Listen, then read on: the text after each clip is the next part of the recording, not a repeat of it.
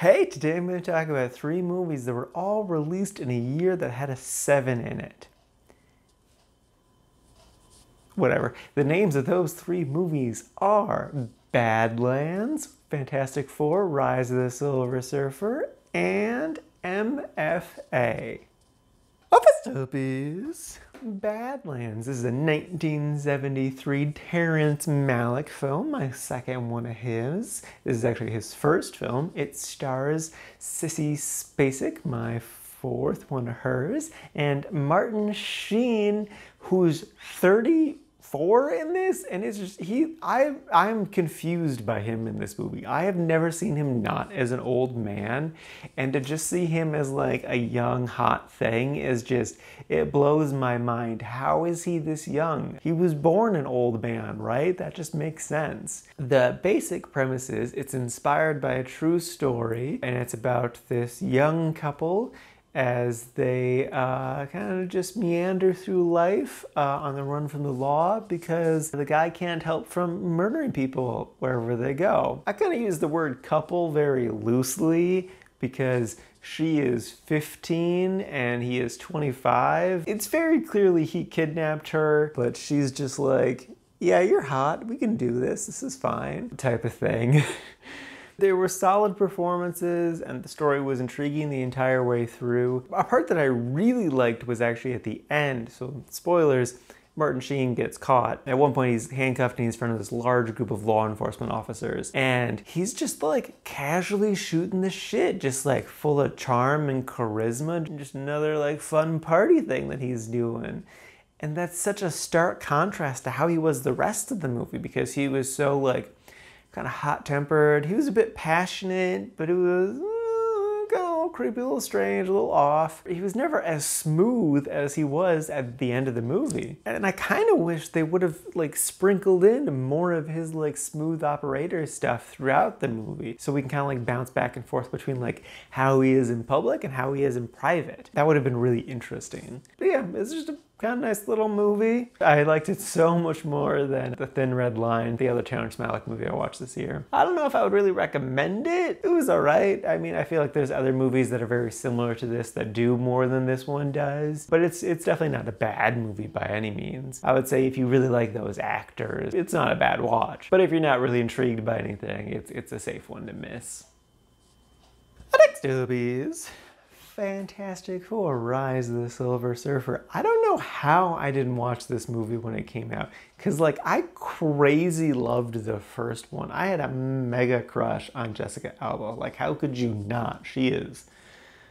But for some reason, I just never got around to seeing this one. I know all the bad stuff about this movie, so I went in with pretty low expectations. I knew it was gonna be dumb and silly, but it probably is gonna be entertaining, and then that's exactly what it was. It's basically a live-action cartoon, and that was fine. Chris Evans is definitely like the big standout of this one. He just has so much charm and charisma, and they give him a ton to do, which is just great. He was a lot of fun to see. And then at the polar opposite end of that is Jessica Alba, who just gave like the worst performance ever. But to her credit, that is exactly what the director wanted. Like years later, Jessica Alba came out and talked about how like the director was just like, no, don't cry, don't scrunch up your face, don't emote, just be pretty. So yes, she just kind of gave a very emotionless, stiff, nothing there performance, and it's so bad.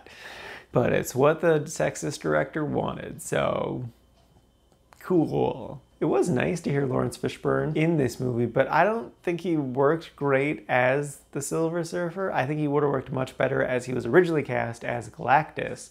That would have been great.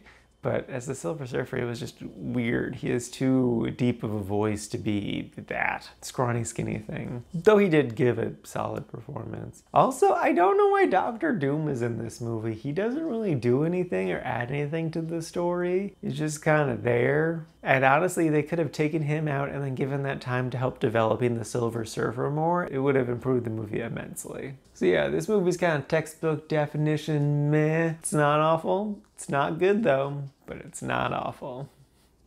And lastly is M.F.A. This is a 2017 movie starring Francesca Eastwood. That is the daughter of Clint Eastwood. She was in a really good episode of Fargo. That's how I know her. The basic premise is it's essentially promising young woman, except instead of like really good writing and the subtlety of that, it's very graphic and gross and disturbing, with lots of bad acting. The movie does a good job of giving you an unsettling feeling, to just make you feel uncomfortable and just feel bad. Like, I legit frowned for like a solid 10 minutes there. It was, ugh. And I would also say that Francesca did a good job. She was solid in this. All the other actors, though, not so much. Especially like her best friend character. She was just terrible.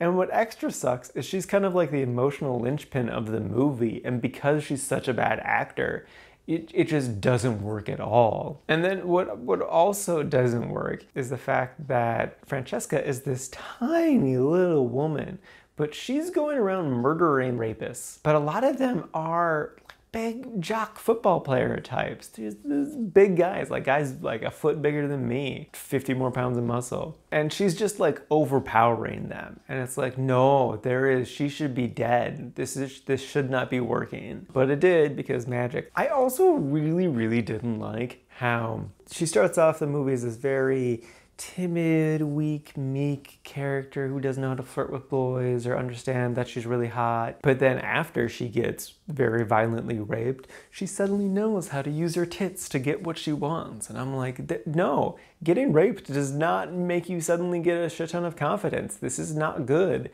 What are you doing, movie? Ugh.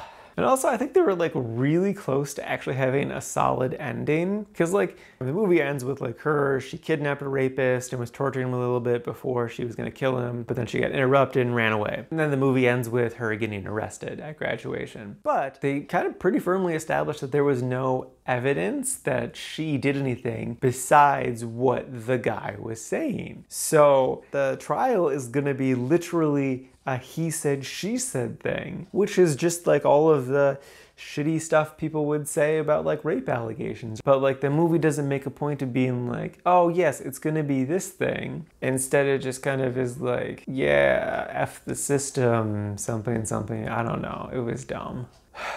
I definitely get where they were going for this movie. They just did not execute it well. So yeah, so I didn't hate this movie, but wasn't good. I definitely do not recommend it. Alrighty, now for today's rankings. First up, we got Badlands sitting in number 101 in the liked category. And then after that is Fantastic Four: Rise of the Silver Surfer, sitting in at number 136 in the meh category. It's literally at the top of the meh category. And then, surprisingly not too far behind, is Master of Fine Arts, sitting at number 140, also in the meh category. And this is out of a total of 177 movies so far this year.